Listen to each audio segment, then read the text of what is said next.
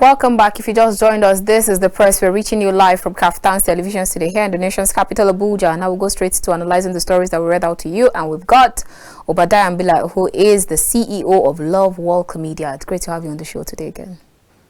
Thanks for having me, Anabel, as always. Good morning. Good morning to you. Hope you had a very wonderful weekend. Very Thank God the rain yesterday, at least, to be able to... Oh, yes. The climate changed, and we all enjoyed it. It's not the one that the world is fighting. The climate change yesterday was a nice change. I agree with you. All right, our phone lines are now open. You can call in to make your contributions or ask your questions. Remember, you only have 1 minute to make that contribution. Quite a number of stories, loads and loads of them. But then let's see how we can manage our time. I was actually looking for a story that talked about journalism. Okay, there's one on the Punch, says abductions and detentions, echoes of Abacha era media clampdown resound under Tinubu. And I was actually going to talk about that because if you recall, we actually commemorated World Press Freedom Day on Friday, May 3 days ago. Yes, May 3rd. So is it always about every May 3rd we come together to commemorate that particular day, but yet we still have that clampdown on journalists, on people in the media industry? I'll give you an example.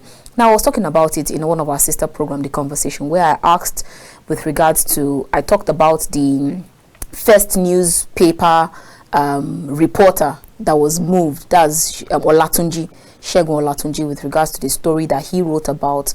But then my guest was talking about how the story that he even wrote about, he said he collected it from a friend, which he was not even sure of, and then he decided to go and publish it. After all, if his friend was even sure of that story, the friend would have used the story. But I was asking then, if there's a problem of, if whoever you wrote about that story has a problem of defamation, why not go to the court? Why use security agencies to pick that person up? Isn't that already looking like a stifle or a gag on the media? Yeah, I've been a victim of such DSS clamping when I granted a press conference condemning activity of a certain principal officer of the National Assembly, which is supposed to have been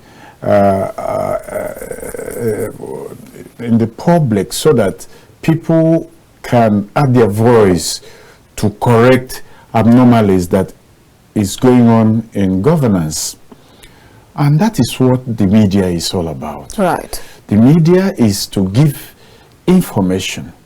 The media is to educate the public on the ongoings. The media is there to create awareness. But in as much as the present administration, the head of the present administration himself is a patron in the media industry, having run a newspaper company for an upward of 5 years or more, and then electronics broadcasting outfit, the TVC. One expects that we were in for a media-friendly administration. Right. But the other day, I had the National Security Advisor giving hint on the clampdown on the social media and give reasons why it should be so.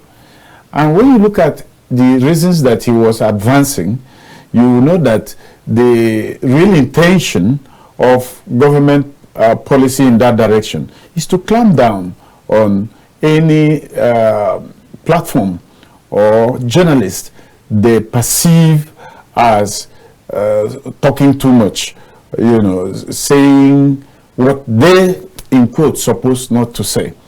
But it is this, what they don't supposed to say, that the public need to hear, so that if it's taking place, the administration will do self-correcting. I was listening to a dismissed central bank staff who is in charge of CCTV, and sitting in the comfort of his room, he discovered that a certain number of boxes containing 10 million naira was moved from the van into Central Bank. But while they were stacking it, one of the boxes was missing, as reported in his monitor. Yeah. He now raised alarm. Instead of investigating and exposing the culprit, you'll see that there was a network of culprits who were involved and who felt that the man knows too much and he should be fired. They terminated his appointment. So much is going on within this administration that should not be heard outside. And those that can make it be heard outside are being clamped down on.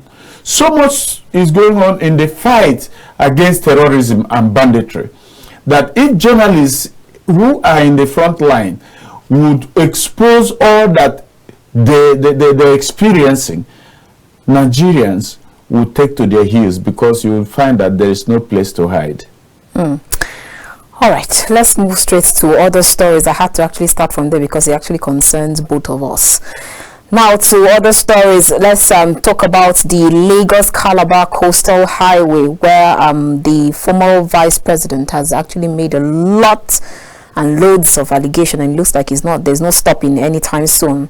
And there he talked about, I can't remember the paper I saw, but it was almost on all papers. I'm trying to look for the one that actually talked about it, where he said that it's a scam. And then he talked about the fact that the son of the president, Tinubu's son, that's Sheyi Tinubu, is sitting on the board. So it's going to that's going to lead to there's going to be errors and all of that.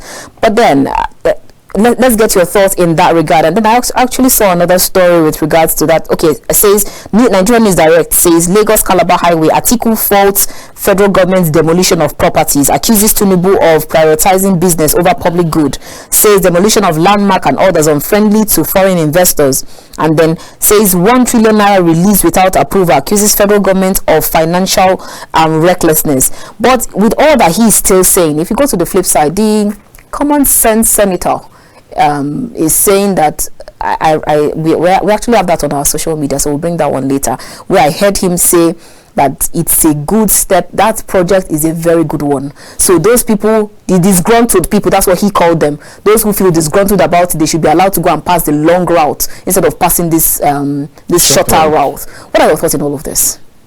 Yeah, this is a government that has been around, that just came into the presidency, but they have been around in governance. So much, they know so many people, and so many people knows them. They have direct business dealing with so many people, and some people whose business might become offensive to the administration has a way of cutting friendship with the administration. I say this to respond to my thinking about Senator Bruce's assertion that the project is a good one and it is the shortest route, blah, blah, blah. He has missed the point. What is the point? Nobody is saying that the Lagos-Calabar expressway is not good for Nigeria. Nobody is saying that it will not save those of us that are from the south so much time to ply a route that is shorter. But the point people are raising, which I guess is missing, is it is not our priority at this time of economic hardship. it is not our priority at this time when the internally generated revenue is going down. It's not our priority at this time when we are still piling debts and debts and debts upon ourselves. It is not our priority. That should be where we should take this public argument from, not whether it is appropriate or not, or whether it will have economic advantage or not. But we are asking this question: is it our priority, given the shattered state of our economy, given the hunger in the land, given the insecurity that has been going on unabated? Should the responsive and responsible government decide to start a project of that magnitude when we don't even have money to pay for smaller contracts that has been fully executed, or mobilize? Look at the road that should concern Senator Murebru's, the East-West Road, passing through Bayelsa. For how many years has that road been on and on? And by the time you look at the root cause of this thing, you will discover that the administration may have had friends who needed free money. And at that point, they felt, okay, let's initiate this project. We know it is a white elephant project. We are not going to finish it, but this money will be paid to you. That's exactly what the public are perceiving as happening as far as the Lagos-Calabar Express route that the administration of President Bola Tinubu is giving a priority. The way and manner the whole segment of this project was brought to the public will tell you, oh, look, it is a premeditated issue. It wasn't something that went to the... Are you sure? Are you talking about the contractors? Yeah, the contractors have said it here. Everyone knows. If you are in Nigeria, you know that the Chagore family, who runs the high-tech company that is to be this contract that is supposed to be executing this contract, have been long-term business pally of our president, and we all know that they have contributed in sponsoring every political interest of Mr. President. We know that. Okay, so if Atiku says Tinubu's son on Shagore's board a conflict of interest, do you see that as any? Because I'm sure he has been on that board even before now. Yeah. What Atiku should have been saying is that this company that wants to execute this job, and they are not qualified to bid for a federal government job because the son of the president is a member of the board. And he's right. The fact that you swore to a constitution that says your personal interests should not come against the interests of the nation, taking it from there, you discover that there is a breaking of the constitution by the president. But is that his personal interest, the fact that his son is on the board? Of course. Of course.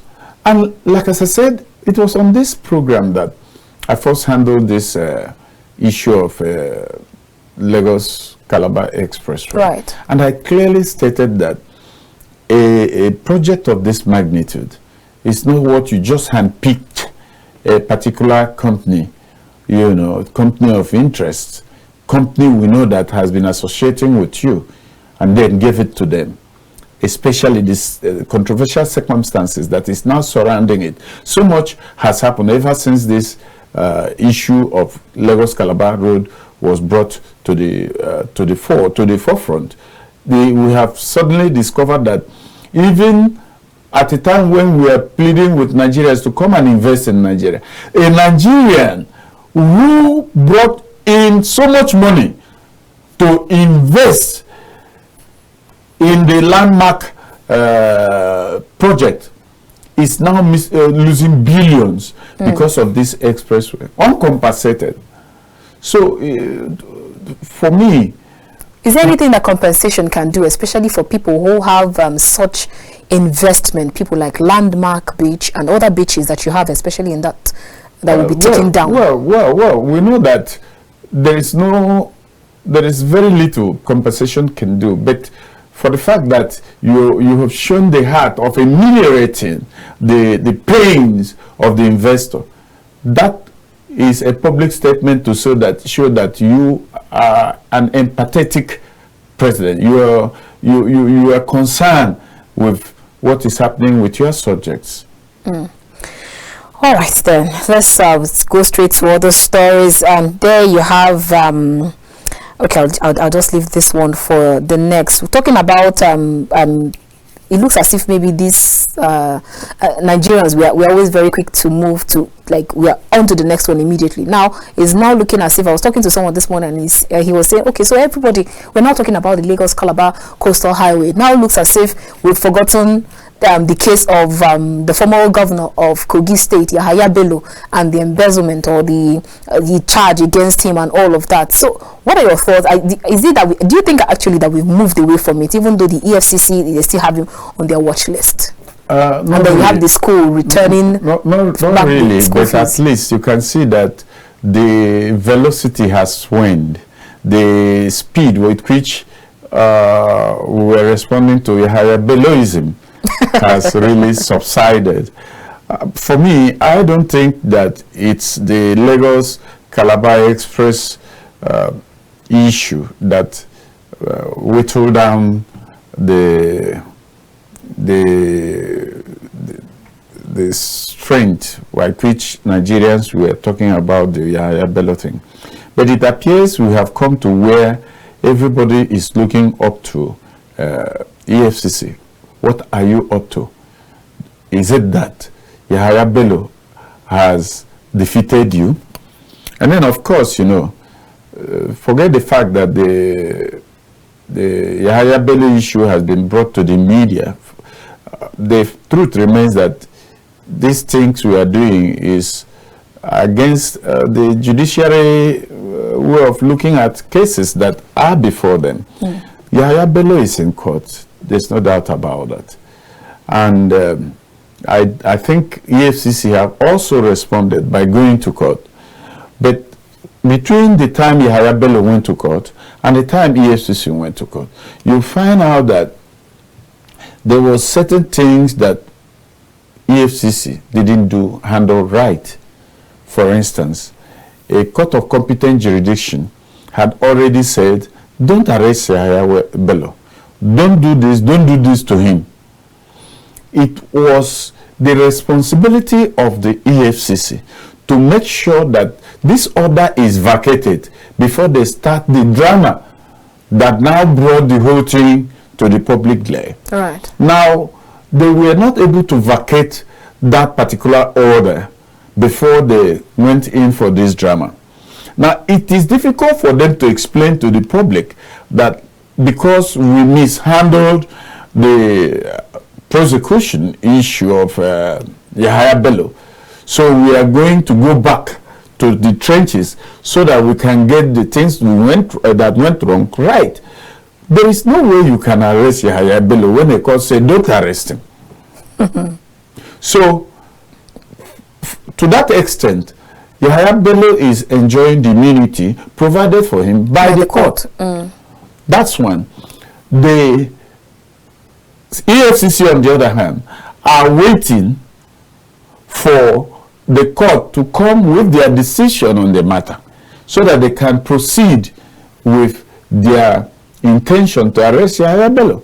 But for now, if truth must be told, it is a litigation issue. They are still in court, both Yahaya Bello and the AFCC. Okay, so do you actually think that it is right for the school to return that school fees? For the school where he paid for his children's school fees for over how many years? Is it right for them to return that fees?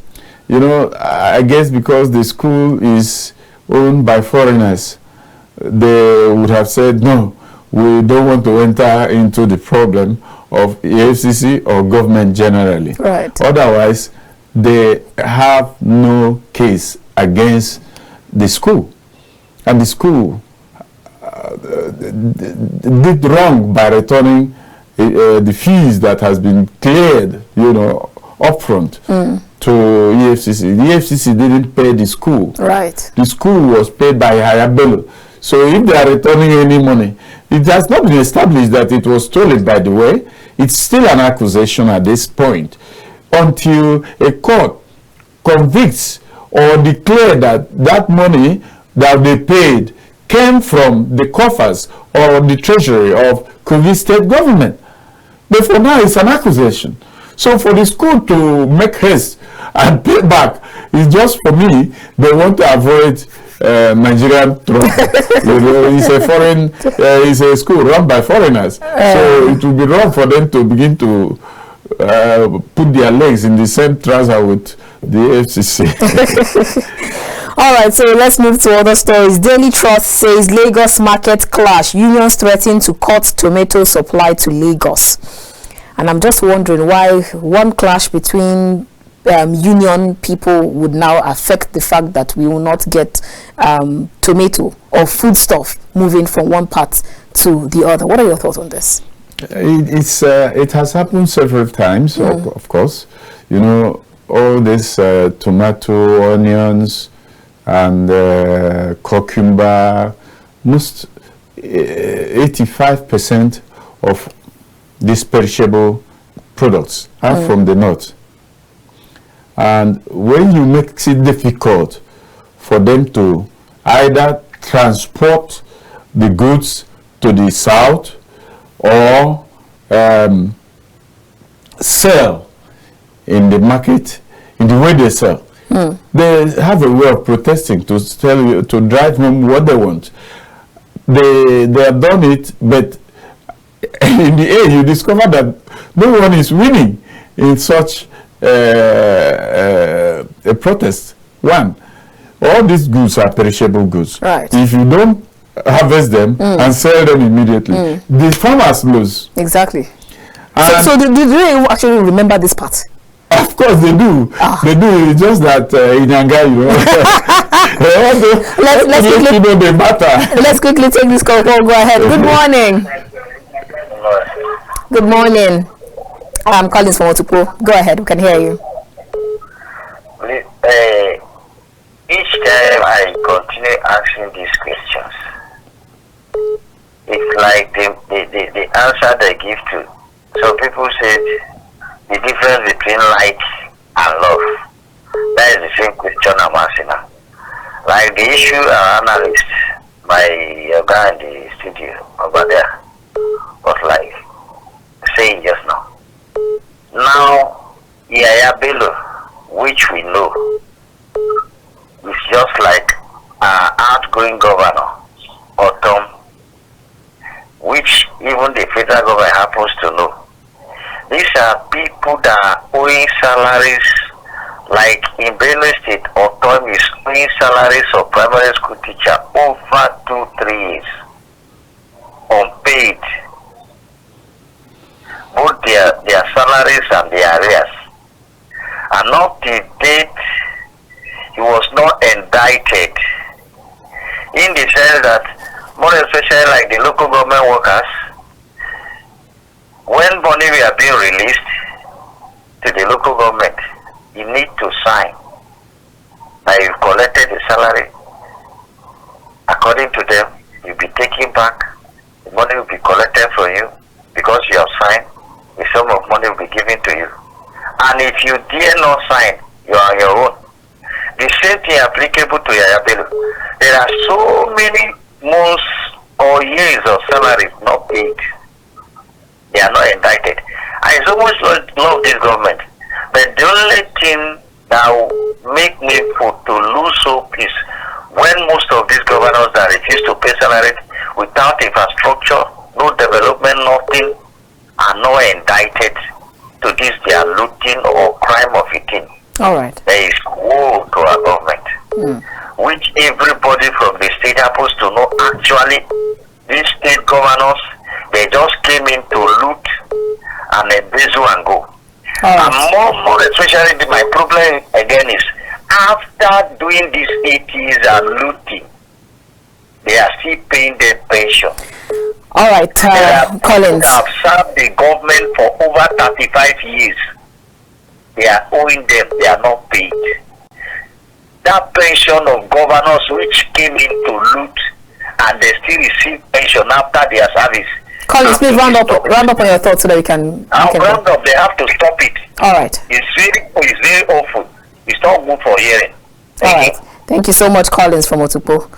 All right. So we might not be able to go back to here below. We're talking about you called it Yanga, that some of these farmers or the suppliers or the union people are doing. Yeah. Generally, you see, we've learned from the United Kingdom that the labor can only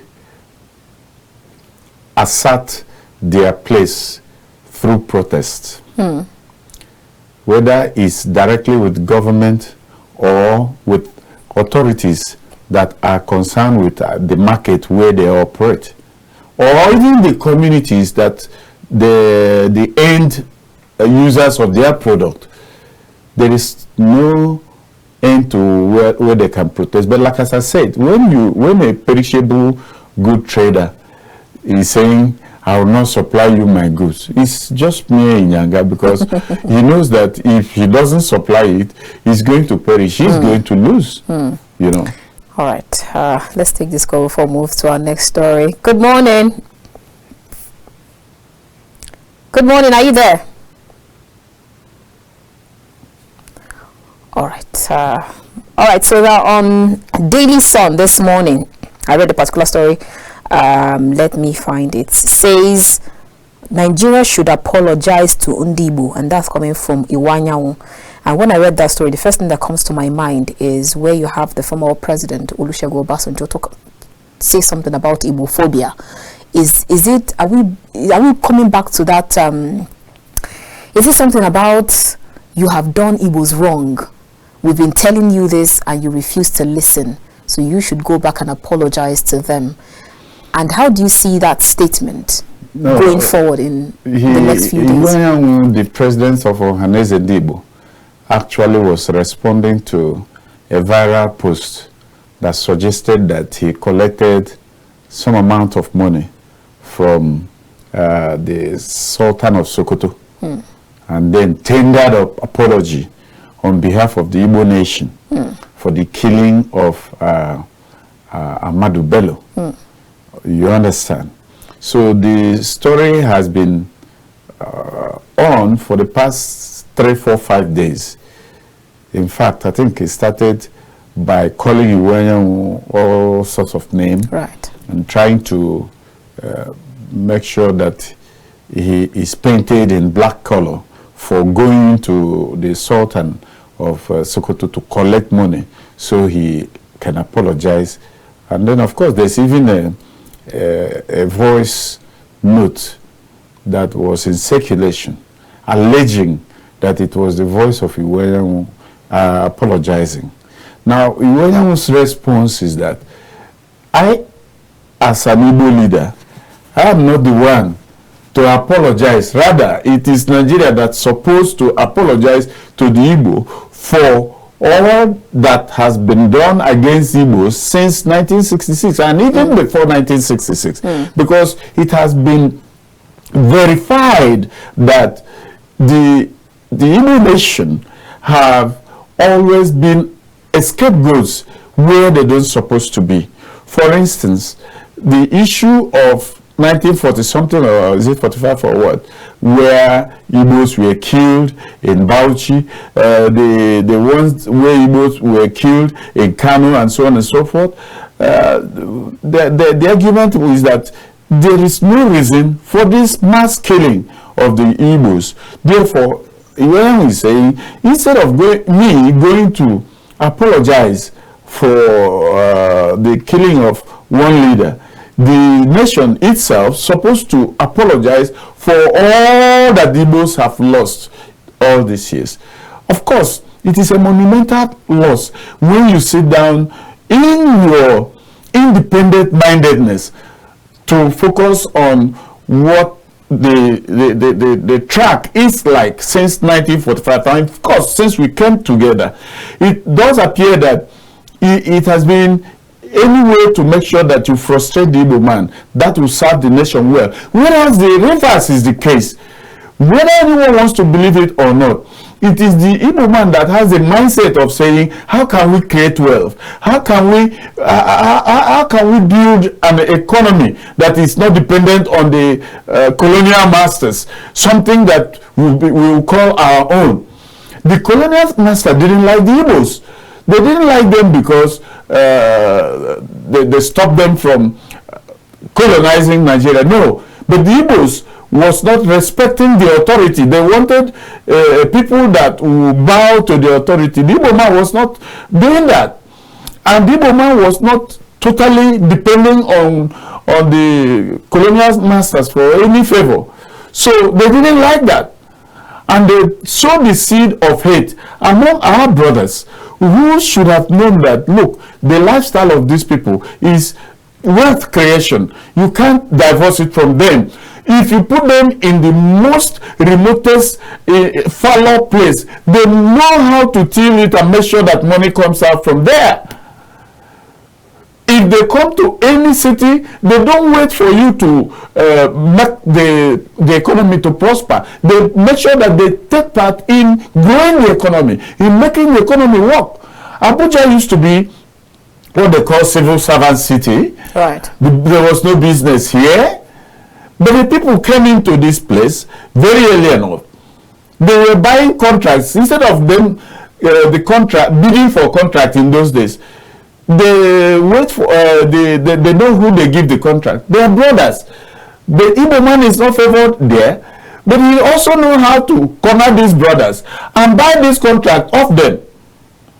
Most of the contract that the Igbo people did here in Abuja was contract given to a northerner or somewhere else who don't even have the skill, no wherewithal. He doesn't have idea of how to build or how to execute the contract. He said to the Igbo man at a price, and then the Igbo man goes, finish the job, go and collect his money from government.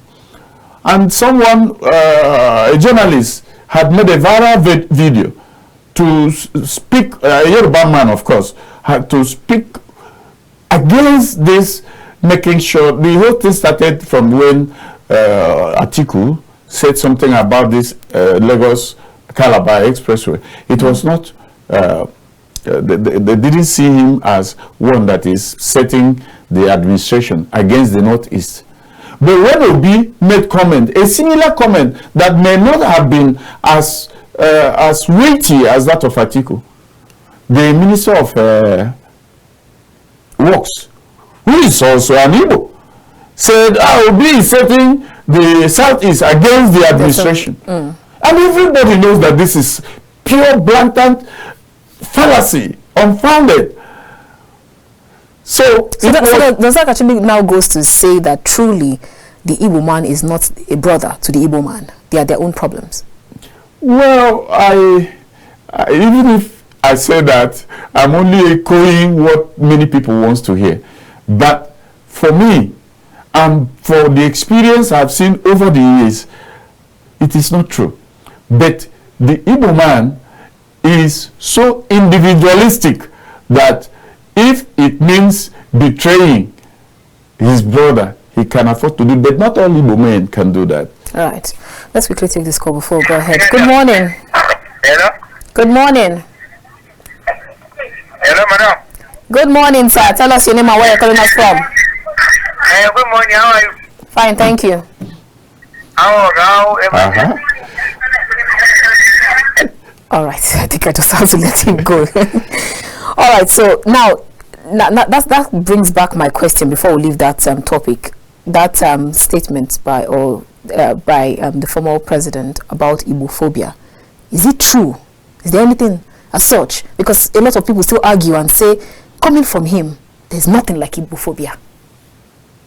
Coming from, sorry? From the former president, talking about Igbophobia. Is there anything like Igbophobia? Which former president? Sorry? That's Olusegun Obasanjo. Yeah. He's the right person to comment on the matter. Ah. Yes. Obasanjo is the right person to comment on the matter. He has seen the two sides of the entire... So is there really Igbophobia? Yes. It's I told you, it's a creation of the colonial era, and it was brought over by our brothers who are supposed to know that this Igbo man doesn't mean harm. It's just that you can see an Igbo man now who is a stupid Igbo, of course, when he is with his brothers, the Yoruba, the Hausas, the Calabas, and so on. And then he make one stupid comment. The next thing you hear, you want to show us Igbo sense. When the person in everyday life, what he said does not even qualify for Igbo sense. You understand? But because it's an Igbo man who said it here, you want to show us Igbo sense. This has been ongoing, So the truth about it is that if we want to build a nation that would work, there is reason for us to understand that our diversity is a blessing. Right. It's not a curse. The Igbo man does not mean he wants to dominate. No. He wants to get his market share. That is his primary reason for everything that he's doing. And he wants to give you value for whatever thing he's taking from you. The Igbo man is a trader. So when he comes to trade in your place, he doesn't say, oh, look, this is not my land. He wants to build. If by building, he can accommodate other tenants to live in your city. He wants to send his children to your local schools. By the way, some of the Igbos have gone as far as giving their children the local names. You hear some Igbos that bear a Yoruba name. It was not accidental. Some were given by their parents. Some choose by themselves. All right. Let's go straight to our last headline for this morning. The Guardian newspaper says untenable fuel scarcity amid deregulation. And on the flip side, you have lingering fuel crisis, worsening capacity, utilization and productivity coming from NECA.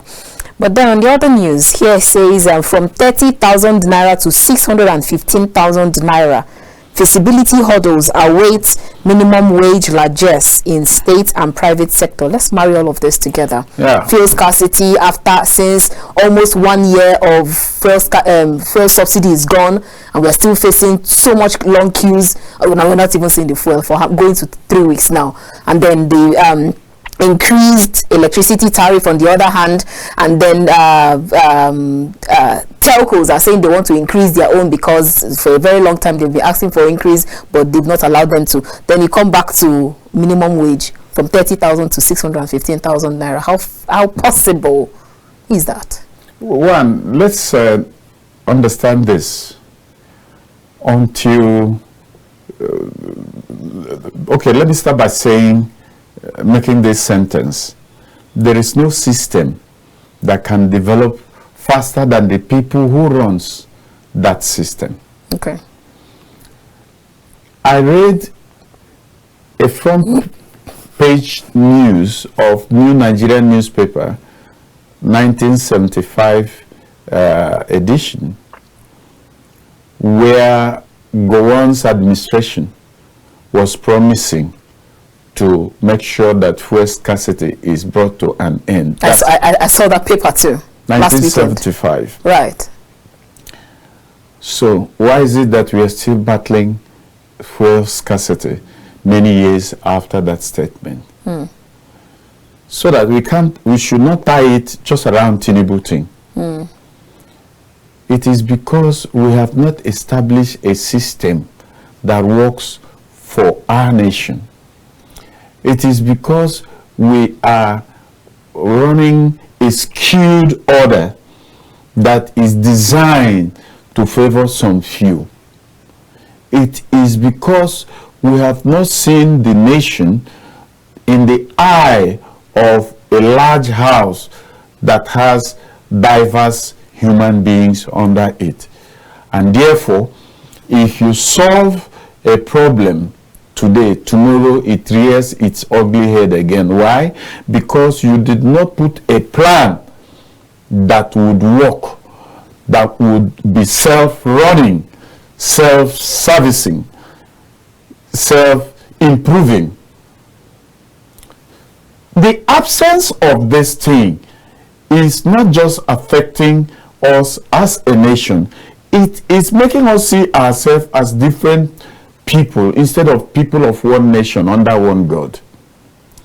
And so you could see a cabinet of a president who is the president of the Federal Republic, but you see a cabinet that is skewed towards favoring one particular tribe or one particular religion.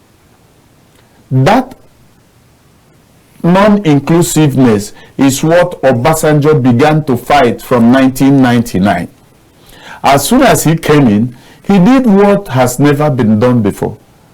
Appointing some Igbos in some strategic position was an offense against those who felt the best how to deal with Igbos is to exclude them from government. Many Igbos did not know that Obasanjo suffered. He was attacked. He was rejected. Not because of any sin of his, but because of that inclusive approach that he was giving to governance.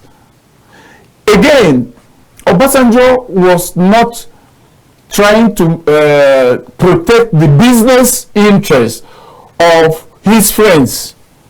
He made sure that those that were prosecuted were his friends. So his friends were not even in the frame of mind to go to him for any loot or sharing any loot, because he was really interested in fighting corruption. All right. Forget about the fact that he is being accused also of corruption. But I've never seen a president that was so determined to sanitize the system like Obasanjo. I've never seen a president that was interested in every nook and cranny of this country, who wanted an inclusive governance like Obasanjo. And that was exactly the fear that if I go down, they will scatter all that I have put together. When people talk about restructuring, I ask them, how many people were crying for restructuring under Obasanjo? The only area Obasanjo didn't touch, which also demanded restructuring, is what Governor Tah was calling resource control. He refused to go into that area. I don't know his reasons, but for me, he has a template for anyone who wants to make this country work. Obasanjo gave a template, but all those things have been destroyed. The way he wanted presidential candidate to emerge in PDP has been destroyed with money. Who was Obadiah, a governor who didn't do any serving, who was not known for self-enrichment, who was even depriving himself so that the state will advance. And he picked him single-handedly to make him president. Umar Yar'Adua didn't have the money. Today, you see someone that wants to aspire to be a president. He has the good idea. He has a vision. Just because he didn't pay, you want to eliminate him for the person that paid. It's really a sad situation. Thank you so much, Obadiah Mbila. It's a fine place to leave this conversation. It's always a pleasure having this talk with you. Thank you. It's always my pleasure. All right, viewers, that's where we end this segment of the show. We'll go straight to a social media corner to see what exactly trended on social media. And there's this statement coming from El Rufai's daughter. She says, and quote, "Y'all still sending your kids to school with male drivers and male workers are picking up your toddlers from school. I am not here to judge anyone, and I know I haven't been a mom for that long, but seriously, that's just wrong. I don't care how long you have known the driver, at least send them with a nanny if you really cannot be there. Whatever your job is or whatever you're doing, Kids come first, God then kids. In this day and age, I cannot believe it. We really need to do better as parents. It is not unsettling seeing it is so unsettling rather seeing a 3-year-old girl being picked up by a driver. Okay, so does that actually make sense or no sense? I think it makes sense. All right, there's another one from Oloye TD Esquire that says a man died of magun, that's thunderbolt, here in Akure. He left his wife at home to meet another man's wife in an hotel and later passed on. We wish him well. Wow, does that thunderbolt still exist? All right, my next one is from SP Bright Edafe, who once said Viagra and some other sex enhancement drugs are over-the-counter drugs, and it is not an offense to be in possession of it. We always enlighten our men, but it's important you know your rights too. What message are you trying to pass, Oga Edafe? My next one is from Princess Ada, who says, I don't know who needs to hear this right now, but Odogu is not a nickname. It is reserved for men who take good care of their wives and allow their wives to live in their femininity. If you share bills with your wife, you are not an Odogu. Bom Guinea, Bomquem. Do you agree with that? Let me bring you on to this one. Do you agree with that? Sense or no sense? I agree with her to some extent, but not really totally. Sometimes Odogu may not be disposed to handle the bill as of that time. So there's nothing wrong if Odogu say, Madam, go ahead and do it, you know. But she's right. Odogu should not be expecting the woman to handle the bill. Only when occasions allow for Madame to handle, and should not come from time to time, just once in a very long while. Right, I agree. All right, we'll take the last video, and that's from the Common Sense Senator, who is talking about the Lagos Calabar Coastal Highway. Let's see that one, and then we'll come to end the program.